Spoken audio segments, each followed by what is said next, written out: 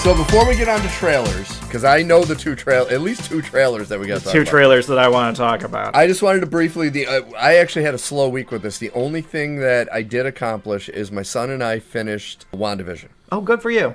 And I do have to say, after those first few episodes, it really does get good. And that show had a very strong ending.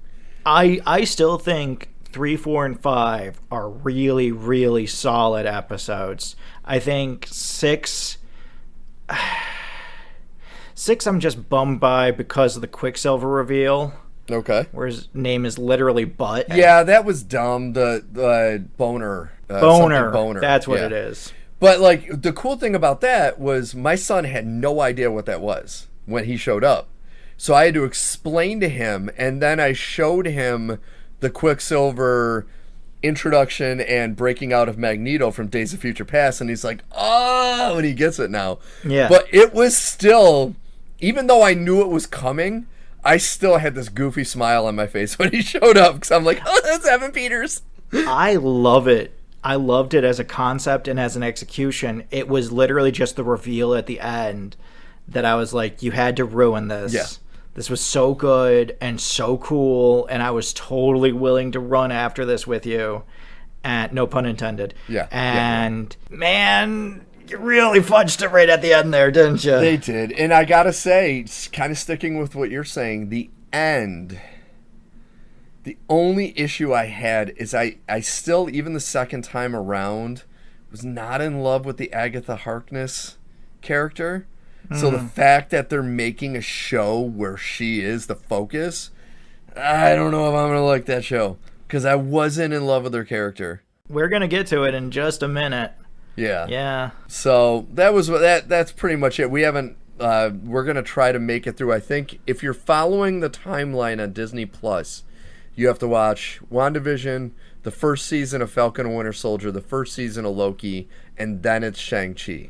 So we're kind of going in that linear. I miss the days when there was just like there was just a simple timeline.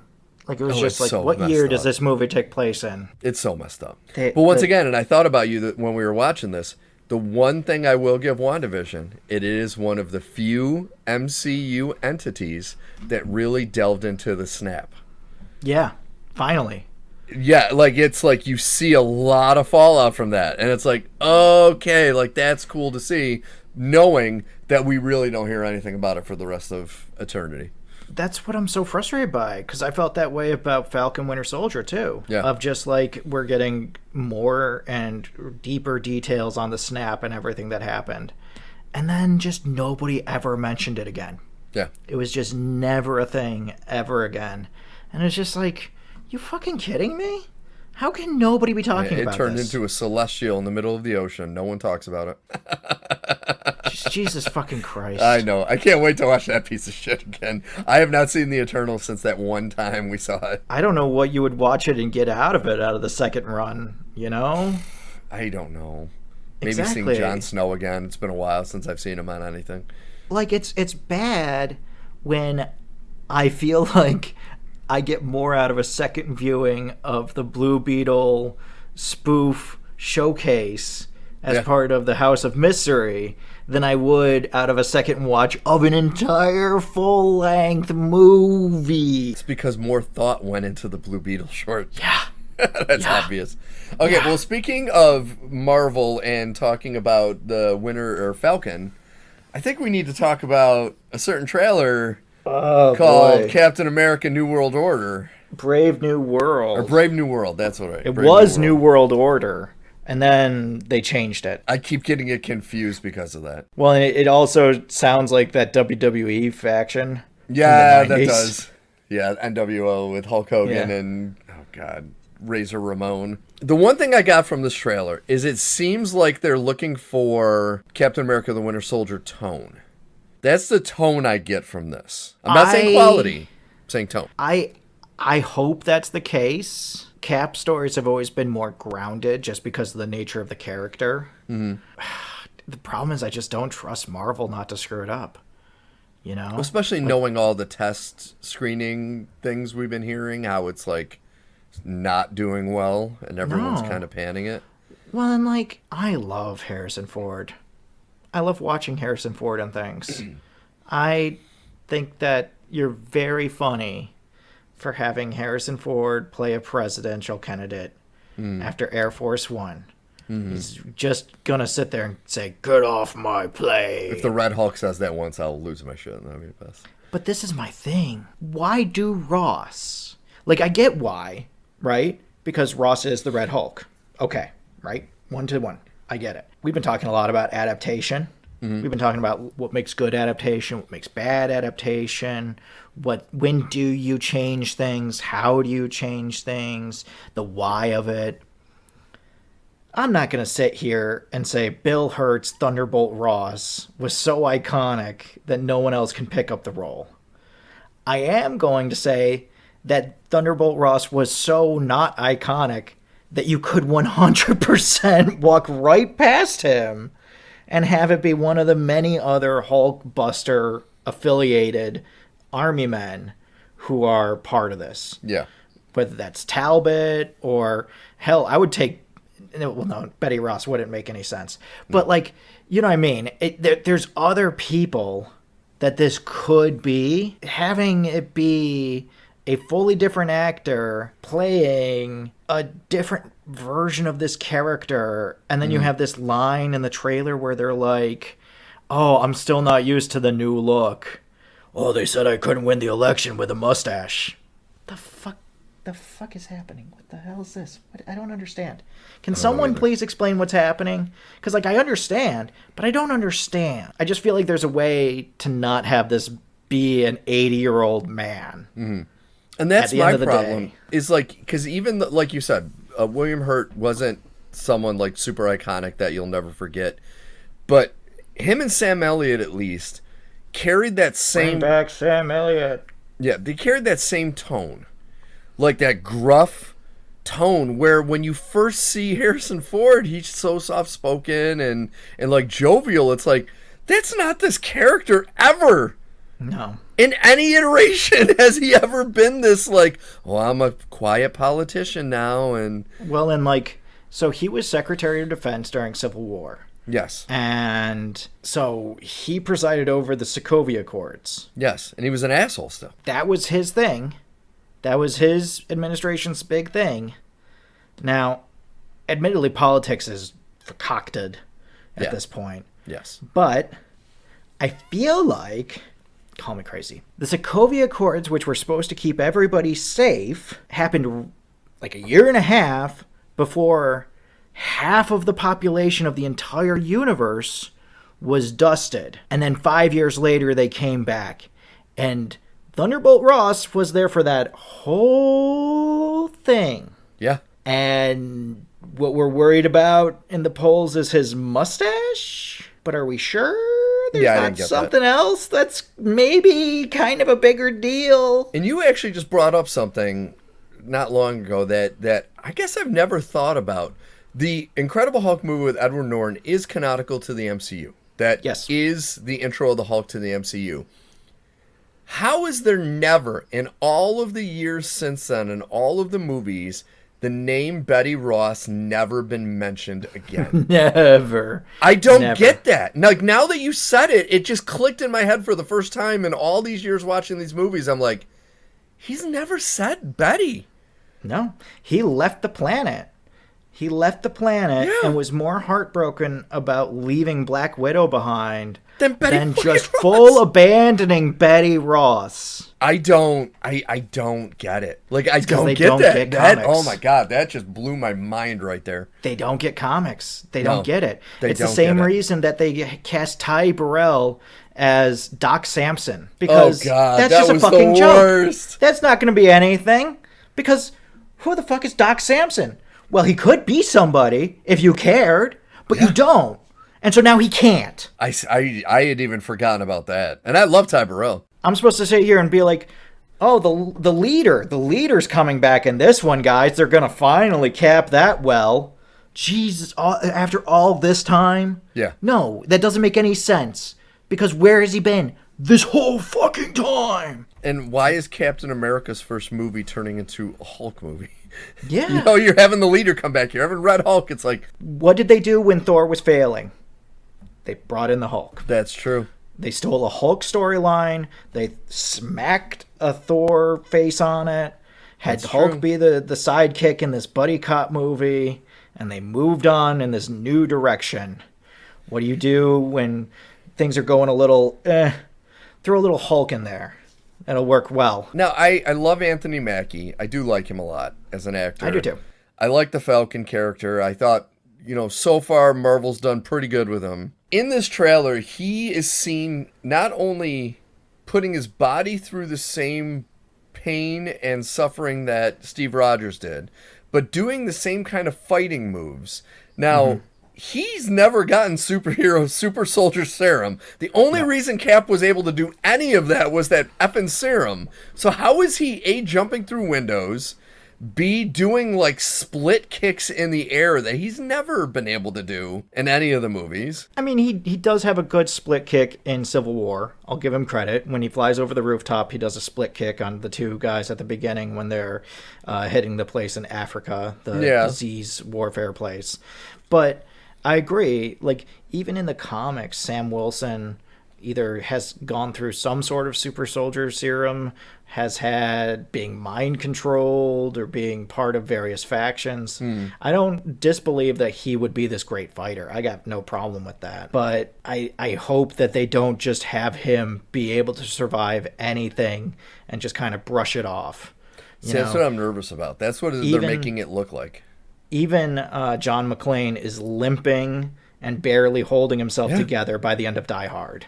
Yeah. So it better be something like that where he is like holding a shoulder and he's just dragging a leg and he's just like, I'm still Captain America. I'm still going to do it. Because otherwise Tony had a whole suit of armor to keep him safe. Yeah. I don't know. We'll have to see. Like you look at Hawkeye, because I think Hawkeye and Black Widow would be the closest simile. Although Black Widow still went through some sort of super soldier even in this universe. I guess it's just Hawkeye. They haven't been really good to Hawkeye. They don't show him doing very much hand-to-hand fighting. No. And in Age of Ultron, he's like jumping through windows and he's like, oh, I'm in so much pain. And he's talking about how much I heard he is. He's sore. But that's because he's old, Steve. Well, he's got an run old over by man. a snowplow, so that's why. He's the oldest man on the Avengers, which includes a literal god and a man who was born in the 1920s. Yeah. But sure, Hawkeye's the oldest one on the Avengers. Oldest one, absolutely.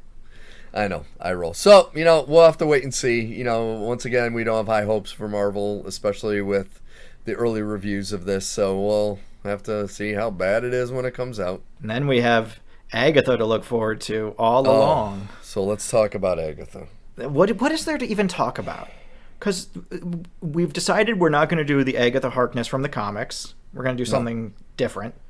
So now this is just like the story of Agatha Harkness breaking out of the spell she's under for one episode and then putting together a coven and then going on some road trip with her coven. And I'm just like, what? Hey, the power of one, the power of two. Hey, that's power later. Of many. That's later. But that's what I thought about when she was putting together her coven. Yeah. That's all I could think about. I was like, Jesus. It's branching into every aspect of every show they're doing. Well, and it just doesn't...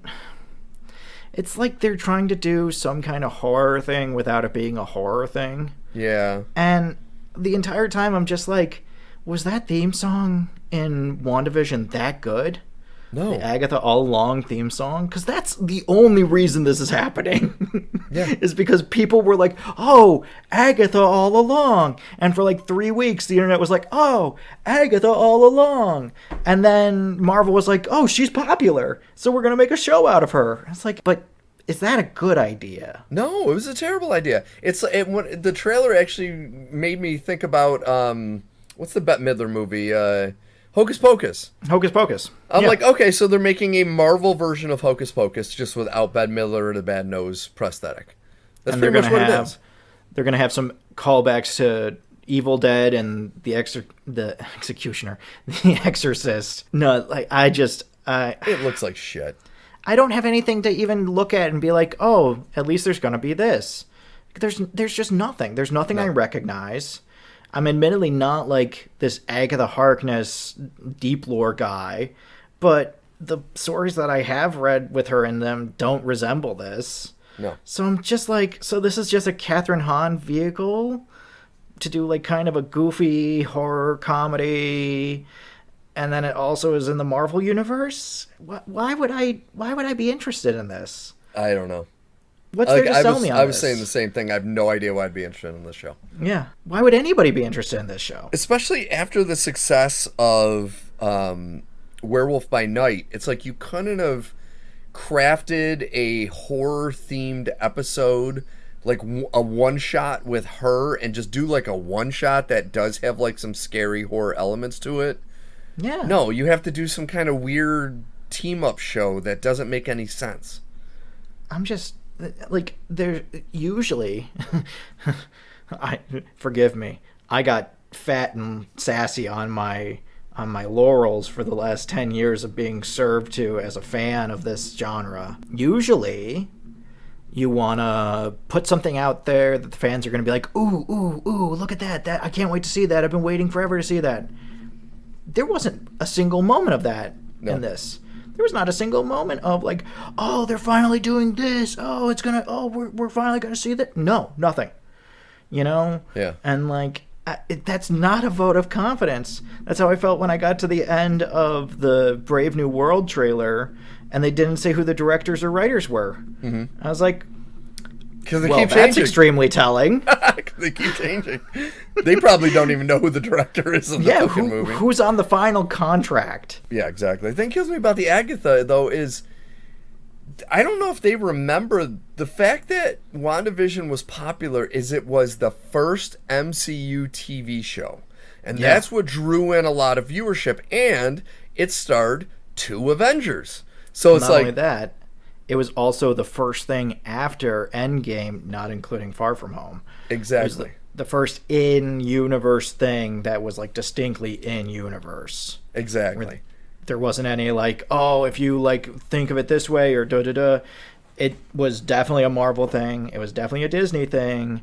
It was one of their flagship things when they were doing the pandemic with Disney Plus. And everybody loved it.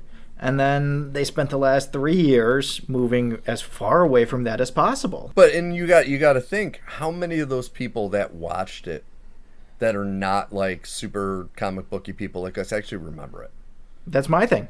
How many casual fans are going to come back for Agatha? So you're going to take a tertiary character from this show and make a show for her.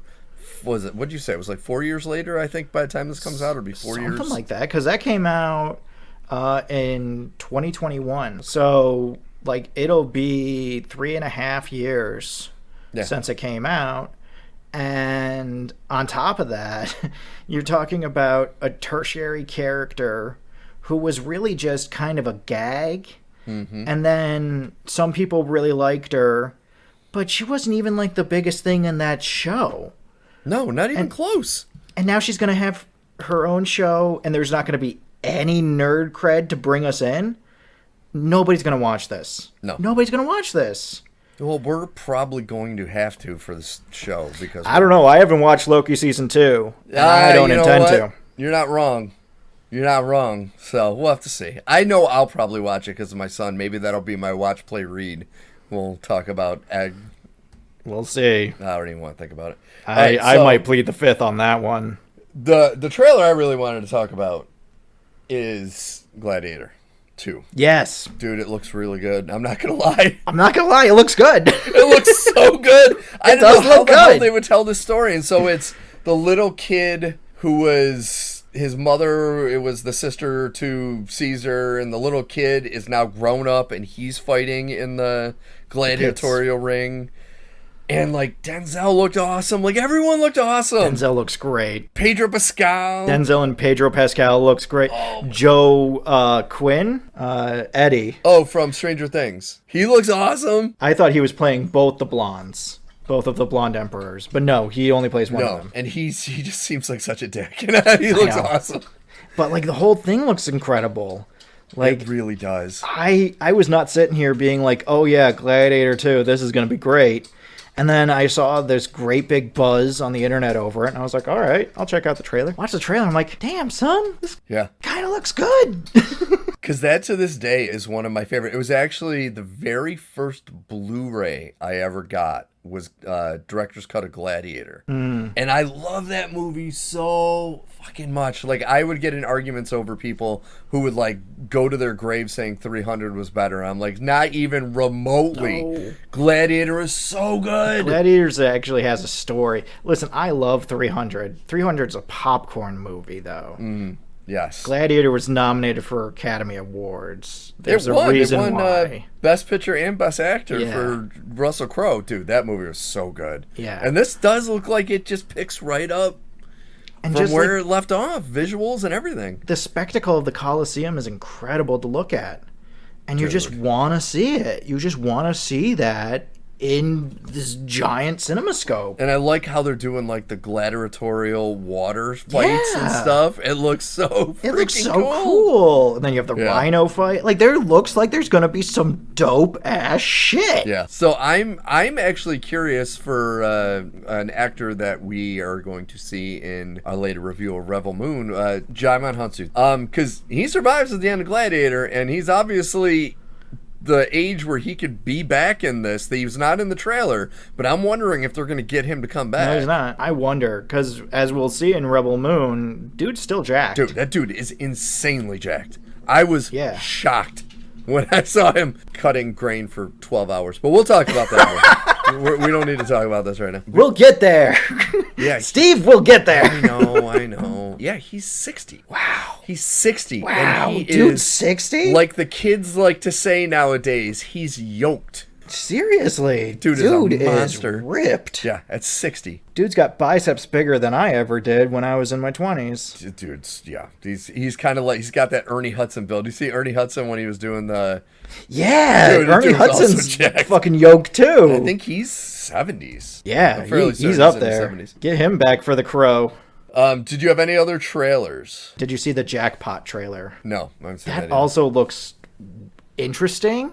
I don't know what to do with it. It's basically, it takes place in the short-term future. You basically, being in California, which is its own republic, in this, you get put into a lottery.